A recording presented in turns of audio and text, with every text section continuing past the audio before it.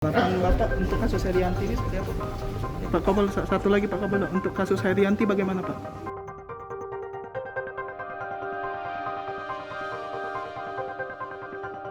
Pak Kapolda, untuk Pak Kapolda bagaimana Pak? Prioritas di Sumsel.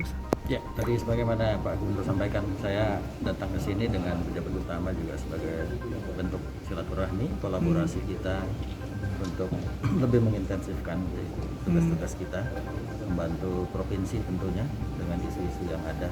Tadi ada masalah COVID, tadi beliau sampaikan, ini agendanya beliau sama dengan saya lihat.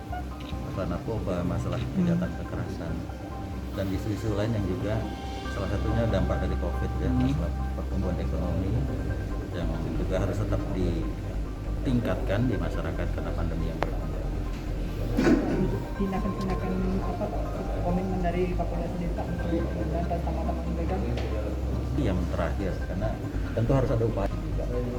Pak Kapol, satu lagi Pak Kapolda, untuk kasus Herianti bagaimana Pak?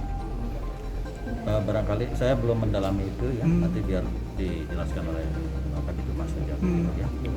Oke ya. Kabid Humas. Sudah ada pengumuman belum PPKM hari ini ya? Dari pusat? Tunggu dulu lah ya. Oh ya, kan melihat situasi terkini Pak. Ya alhamdulillah toh enggak, kalau dari BOR 14% harusnya kita sudah level 3 atau 2 lah. BOR-bornya. Harapan Bapak untuk kasus Herianti ini seperti apa Pak? Janganlah ngomong aku.